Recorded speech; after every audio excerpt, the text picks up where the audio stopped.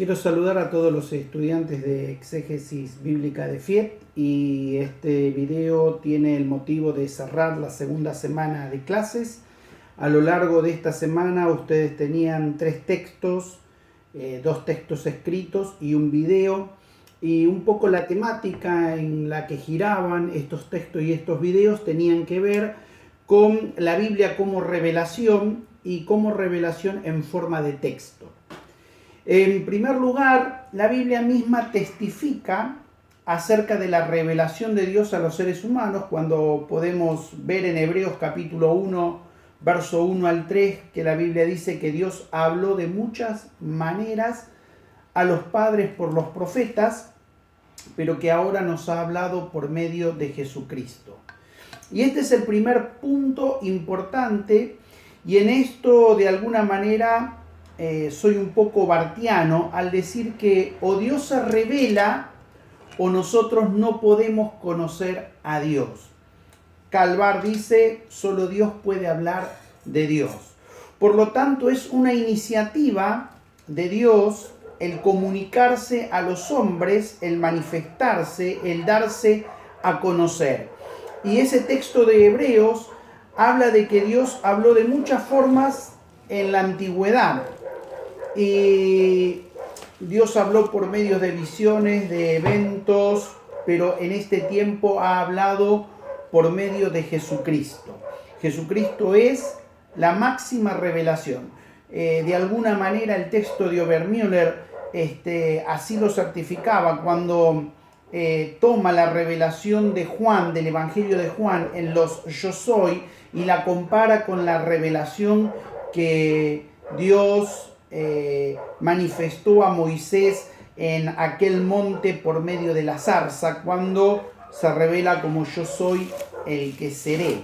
Entonces, este yo soy necesita ser revelado, y de hecho lo fue haciendo a lo largo de la historia, y de alguna manera la Biblia registra esta revelación de Dios a los hombres. Ahora bien, en este tema quiero tomarlo de alguna manera en 3 momentos diferentes. Un primer momento tiene que ver con la revelación concreta de Dios a los hombres. Si ustedes prestaron atención tanto al texto de Eger como al video de Reutemann, ustedes habrán visto que esta revelación, que es la Biblia, pasó por distintas etapas. Una etapa oral en sus comienzos, tanto en el Antiguo Testamento como en el caso de los evangelios sinópticos, por ejemplo. Quedarían exceptuadas de este proceso las epístolas paulinas y las epístolas generales, y el libro de Apocalipsis tiene en algún sentido un poco de controversia entre algunos críticos que aceptan que hay un solo autor desde el principio hasta el final, y otros que de alguna manera ven unas 2 o 3 etapas de revelación. Pero salvando esta discusión, de alguna manera tenemos que entender que la revelación de Dios a los hombres, que hoy nos ha llegado a nosotros en forma de texto ya petrificado de alguna manera, o estándar, como dice Reutemann, cristalizado, no fue así desde el comienzo, sino que tuvo distintas etapas, y una de las etapas fue la etapa oral. De alguna manera el texto del Deuteronomio en el capítulo 6 da cuenta de la importancia que los hebreos le daban a la transmisión oral de la tradición, ¿no? El texto de Deuteronomio 6 dice: le repetirás estas palabras a tus hijos, estando en tu casa, al salir, al ir por el camino, al volver, etc., ¿no? Este método de la repetición oral tendía a salvaguardar estas tradiciones orales en los comienzos del pueblo de Israel, ¿no? Reutemann hace hincapié en algunas cosas interesantes, no solo esta etapa oral tiene que ver con enseñanzas, sino a veces tiene que ver con tradiciones, con epopeyas, con actos salvíficos como la apertura del Mar Rojo, etcétera, etcétera. Todo esta tradición oral va a llegar un momento donde va a comenzar de alguna manera a ser puesta por escrito.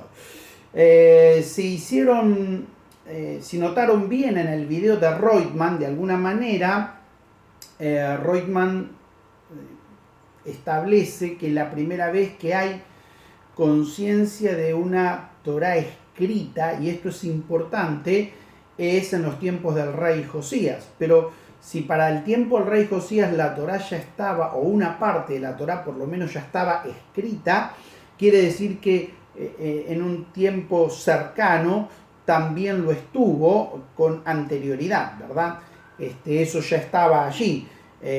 Fue salvaguardado de muy probablemente el gobierno perverso de Manasés, donde el culto a Yahvé prácticamente quedó anulado de Israel, porque Israel se había vuelto a todos los dioses asirios. Pero con la revolución de Josías, la Biblia aparece, o la Torá, o la ley, o lo que nosotros hoy conocemos más que nada como el Deuteronomio, bien lo señala Reutemann, aparece por escrito en el templo. Y entonces aquí hay un registro que la misma Biblia tiene acerca de su estado escrito, también en el libro de Habacuc, ¿no? Como bien lo señaló Reutemann. Así que toda esta etapa, digamos, oral, fue cristalizándose como texto escrito a partir del siglo 8 a.C. y va a extenderse hasta el siglo IV a.C. Ahora bien, para el siglo II, o sea, 2 siglos después de lo que acabo de mencionar, el siglo IV es Malaquías, ¿no? Ya el texto del Antiguo Testamento de alguna manera está escrito, y de esto da testimonio la Septuaginta. Y aunque hay problemas de canon, porque todavía la cantidad de libros y qué libros sí y qué libros no van a ser aceptados como palabra de Dios, todavía están en discusión. Si ustedes prestaron atención al video de Reutemann, incluso Josefo reconoce 22 libros. Y los hebreos hoy en su canon tienen 24, es decir, que habría 2 libros que todavía estaban en discusión para el tiempo de Josefo. Esto tiene que ver con la etapa de revelación. La palabra de Dios, o Dios mismo, se reveló a los hombres, y esa revelación de alguna manera tiene un método, que es la inspiración. Y esta teoría, o esta doctrina o enseñanza de la inspiración, de alguna manera por la dogmática, a veces ha puesto ciertos cepos a estos procesos que yo he mencionado anteriormente, con respecto a las distintas etapas, ¿verdad? Todavía hay gente que sostiene que el Pentateuco fue escrito por Moisés, cuando esto sería casi imposible. Yo recuerdo personalmente la primera vez, yo soy pastor pentecostal, la primera vez que me enfrenté a la teoría de Wallhauser, y uno pensaba, ¿quién es este demonio?, ¿no?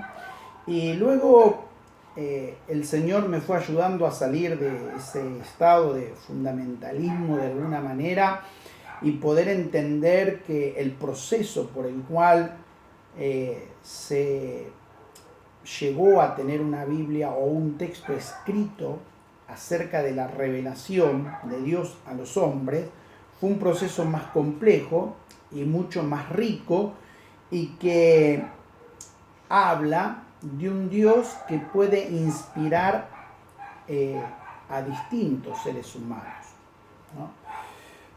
Lo primero que nosotros vamos a establecer es que toda la Biblia es inspirada por Dios, como lo dice 2 de Timoteo, ¿verdad?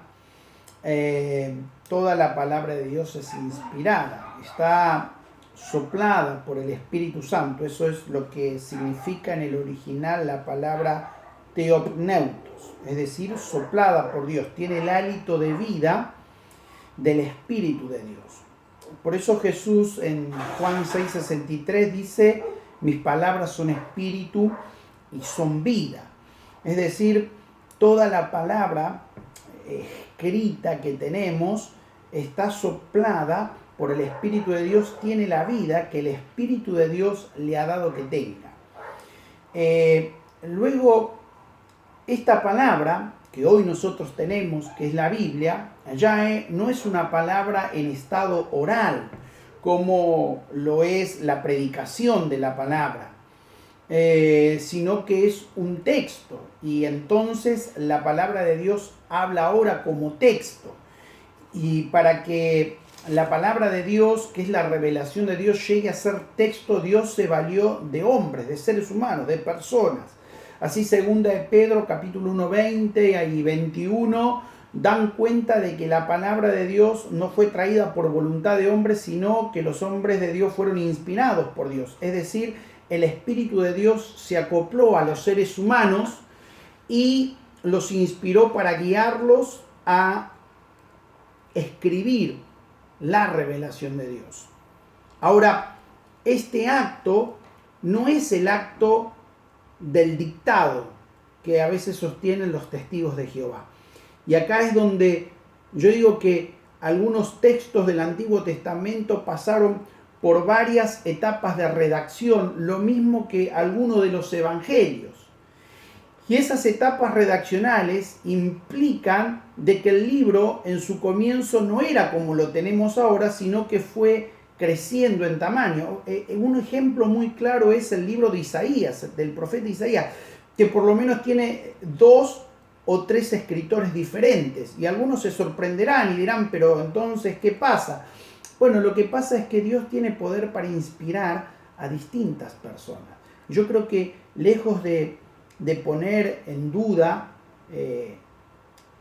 a la palabra de Dios como tal, esto de que Dios inspire a distintas personas, de alguna manera lo engrandece aún más y engrandece o enriquece este proceso de inspiración y de dejar por escrito o que el texto llegue a estar por escrito. Así, entonces, la palabra de Dios o la Biblia como palabra de Dios tiene una doble naturaleza como la tiene Jesucristo. Es decir, está soplada por Dios y está escrita por seres humanos. Y esto es interesante. El otro punto es que hubo un método para conservar estos escritos a lo largo del tiempo. Quiero destacar, por ejemplo, que en el día de hoy ya no contamos con los manuscritos originales, sino que en el mejor de los casos contamos con copias de copias, ¿verdad? Y hoy existen más de 5.000 manuscritos en donde se preserva de alguna manera los textos de manera completa o fragmentarias, tanto del Antiguo Testamento como del Nuevo Testamento.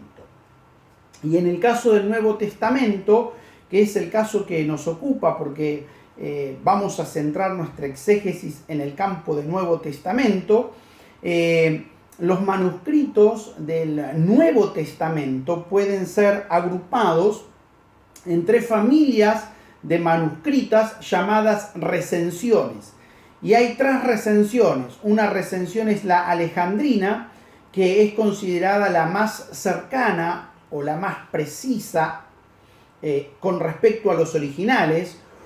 Está la recensión occidental o denominado texto occidental, que es un texto parafraseado, es un poco más largo que el original, es como tener una Biblia parafraseada de alguna manera. Y en tercer lugar existe la recensión de Luciano o llamado texto mayoritario o texto receptus. Es decir, en estas 3 familias de manuscritos se preserva o se conserva el texto escrito. Así, de esta manera podemos ver qué enriquecedor es entender que el texto bíblico, que comenzó como una tradición oral, luego se fue poniendo por escrito hasta llegar a un momento en el que el texto quedó tal cual nosotros lo tenemos y luego fue preservado por gente que se ocupó de esta tarea tan importante de preservar el texto para que el texto nos llegue a nosotros hoy como lo tenemos.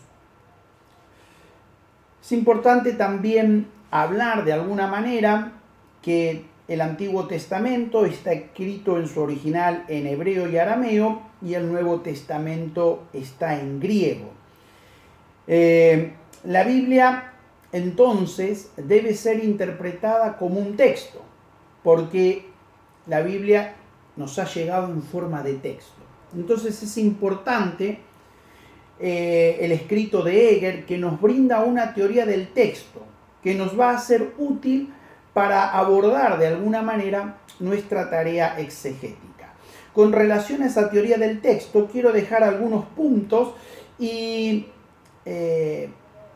así alumbrar un poco más la comprensión de algunos de los elementos que Heger trabaja en su texto. Lo primero que nosotros tenemos que entender es que la Biblia como texto es un acto comunicacional en donde un hablante le escribe algo a un lector. Este hablante en este caso es un ser humano que está transmitiendo la palabra de Dios. Y volvemos al comienzo. Dios decidió revelarse a los seres humanos y utilizó a seres humanos para transmitir su revelación a los hombres. Un texto, de alguna manera, es una declaración lingüística estructurada y coherente, dice Heger. Y acá vamos, de alguna manera, a explicar estos elementos que tienen que ver con el texto. El texto como tal es un tejido entrelazado de preposiciones y oraciones que tienen un principio y tienen un final y que como tal van a comunicar un mensaje. Ahora, este mensaje que está escrito en este texto tiene una estructura, es decir, una forma, un modelo en el cual los pensamientos se ordenan para transmitir el asunto que el hablante quiere comunicar. Y el texto finalmente debe tener una coherencia, es decir, tiene que tener una sintaxis, una semántica y un estilo. Y acá me detengo un momento, porque estos van a ser algunos de los elementos que vamos a analizar en las futuras semanas en nuestra materia de exégesis bíblica. Lo primero tiene que ver con la sintaxis. La sintaxis es el primer nivel en el cual nosotros podemos acceder al sentido del texto. Y la sintaxis tiene que ver con la relación que las palabras tienen entre sí para comunicar, ¿verdad?, un sentido. Yo creo que todos ustedes como estudiantes en la secundaria debieron hacer análisis sintácticos. Y yo creo que ha sido de la secundaria una de las experiencias más frustrantes y más amargas, porque por lo general la mayoría de los estudiantes odian los análisis sintácticos. Y yo creo que esto es un déficit que ha tenido la educación, de no explicar cuál es el sentido de analizar sintácticamente una oración. La sintaxis es la primer llave para comprender un texto.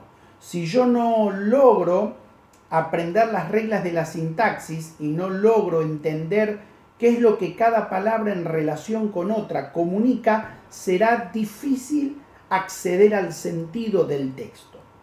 Lo segundo tiene que ver con la semántica y acá entramos en el campo de los significados y significantes de las palabras. Una palabra tiene un significado dado por el diccionario, pero como dice Riquier, la palabra sale del diccionario, va a la vida de las personas y vuelve al diccionario enriquecida. Es decir, un significado puede atraer un significante. Una palabra que tiene un significado puede ser utilizada en un sentido diferente. Doy un ejemplo rápido, que es un ejemplo que solemos dar en las clases así de exégesis. Si estás en una fiesta y son ya es tarde, está entrada la hora y la fiesta está un poco aburrida y tu esposa viene y te pregunta ¿qué hora es? Yo no creo que ella esté esperando que yo fije mi vista en el reloj y les diga las 11 de la noche. Lo que me está queriendo comunicar que tiene ganas de irse. Es decir, estas palabras que tienen un significado semántico han sido utilizadas para atraer un significado diferente.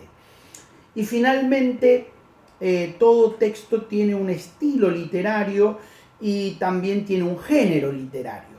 Y esto es importante también en la Biblia porque los estilos hablan de los diferentes autores. Si uno va al Nuevo Testamento, el estilo del Evangelio de Mateo no es el mismo que el estilo del Evangelio de Marcos o el estilo del Evangelio de Juan o el estilo lucano, tanto en el Evangelio de Lucas como en el libro de los Hechos, o el estilo del apóstol Pablo. Es decir, tienen una forma de escribir, una manera de utilizar las oraciones, ciertas palabras que les son comunes a ellos como escritores personales. Y luego tiene géneros. La Biblia tiene una variedad de géneros muy importante, es decir, uno tiene relatos, tiene textos sapienciales, tiene poesía, tiene libros proféticos, es decir, la Biblia tiene un sinfín de estilos, incluso los evangelios, es un estilo sui generis, porque los evangelios de alguna manera tienen la capacidad de hilvanar distintos géneros literarios, ¿no? Mezclar el relato con la enseñanza sapiencial, con el registro de milagros, etcétera, etcétera, las parábolas, que son un estilo de enseñanza propia de los evangelios sinópticos. Entonces, los estilos son bastante variados, los géneros literarios son bastante variados en la Biblia, ¿no? Ahora bien, cuando este texto ya está escrito y nos llega a nosotros a nuestro día, y evidentemente nos distancia un tiempo importante de el momento en el cual fueron escritos, este texto de alguna manera, dice Eger, y yo sostengo lo mismo, se independiza de su autor y ahora queda en manos de los lectores. Y van a haber lectores de la Biblia desde aquel momento hasta este momento que a nosotros nos toca vivir y acercarnos al texto. Y hoy el autor ya no puede defender su texto de malos entendidos o de que se le apliquen nuevos significados o nuevos campos de aplicación. Tampoco nosotros podemos preguntarle al autor qué quiso decir con esto. Por ejemplo, hay un texto en 1 Corintios 15 cuando Pablo habla del bautismo por los muertos. Y la verdad que es una gran incógnita qué quiso decir Pablo en ese momento. Cuando uno ve la mayoría de los exégetas, nadie se juega por nada. Y hoy no lo tenemos al apóstol Pablo para preguntarle personalmente, Pablo, ¿qué quisiste decir en ese lugar? Con lo cual nuestra tarea es una tarea bastante importante porque tenemos que bregar, luchar, transpirar la camiseta para tratar de entender lo que el texto nos quiere comunicar. Ahora bien, debido a que la Biblia tiene distintos géneros literarios y que los textos están escritos en distintos tiempos, es necesario tener en cuenta lo que yo llamo el entorno vital del texto y que los alemanes llaman Sitzlevel. Y esto quiere decir que el texto bíblico tiene un mundo que le es pertinente, que le pertenece. Es decir, el texto está ubicado en un tiempo, en un espacio, pertenece a un momento cultural de una región. Esa región tiene una forma de gobierno, tiene una forma de organizar la sociedad, tiene un sistema económico, etcétera, etcétera. Es decir, el texto de alguna manera da cuenta de todos estos elementos culturales que lo componen. A veces el texto, estas cosas nos las transmite de manera explícita. Uno lo puede ver en el texto, comprender en el texto. Otras veces hay referencias que necesitan ser investigadas por la historia, por la arqueología, por la antropología cultural, por todos estos elementos que nos ayudan de alguna manera a hacer lo que Riquier llama desplegar el mundo del texto, es decir, tratar de entender en qué contexto, en qué momento esta palabra de Dios actuó a sus receptores primero. Ahora, sería un craso error pensar que nosotros podríamos replicar esto. Severino Croato llama a esto el concordismo, ¿no? Entonces por ahí de repente vemos que alguien lee el texto de Josué en el capítulo 6, que dieron 13 vueltas a Jericó y se le ocurre hacer literalmente lo mismo y dar 13 vueltas alrededor de no sé qué para que se derriben los muros. Bueno, lamentablemente los muros no se van a derribar y esto no es lo que la Biblia nos quiere enseñar o transmitir. Este tipo de concordismo, de tratar de entender cómo el texto obró en su primer instancia y tratar de replicarlo de igual manera a nuestra actualidad, es un craso error que no debemos cometer. En todo caso, lo que nosotros debemos extraer del texto son principios.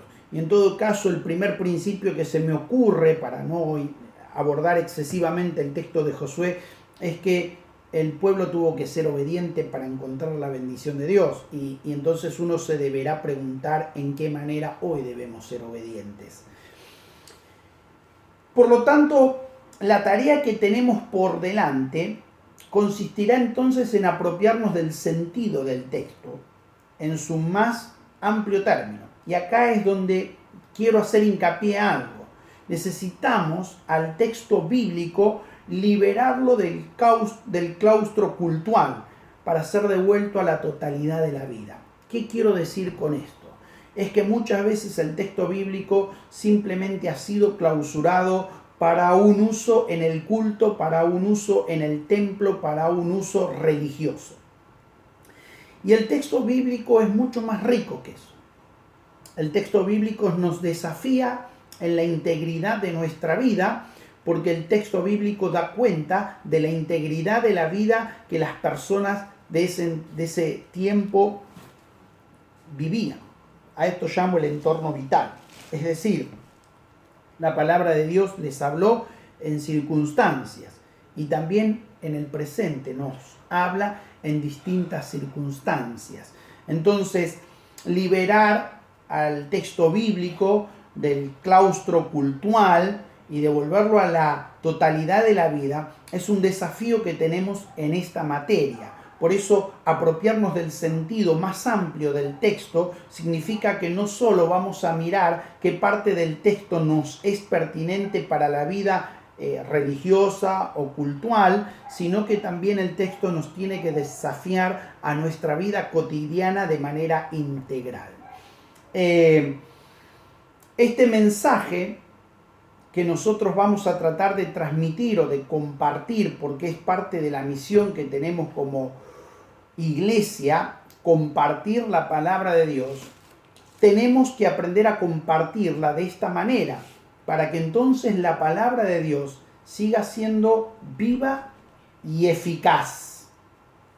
Cuando nosotros logramos, mis queridos estudiantes, apropiarnos del sentido del texto de manera amplia, de manera completa, es decir, teniendo en cuenta lo social, lo económico, lo político, lo cultural, y podemos entonces ser desafiados a una vida espiritual más íntegra, más completa. Y si esa es nuestra experiencia, esa experiencia la vamos a transmitir a otros. Y entonces estaremos utilizando la Biblia de manera correcta como palabra viva y eficaz. Bueno, queridos estudiantes de exégesis bíblica, estas eran algunas de los temitas que me gustó compartir con ustedes en este video. La siguiente semana vamos a comenzar a trabajar con un texto, es decir, que usted tiene que escoger un texto del Nuevo Testamento que tenga entre 5 y 10 versículos, y a partir de la semana que viene vamos a comenzar a trabajar con ese texto, y a lo largo de todo el curso usted va a seguir trabajando con ese texto y aplicando los distintos métodos semana a semana, con la finalidad de llegar a entregar un trabajo monográfico exegético del texto que usted escoja. Quiero saludarlo y desearle que se anime, alentarlo a que siga, y estaremos comunicados Dios mediante. El Señor le bendiga.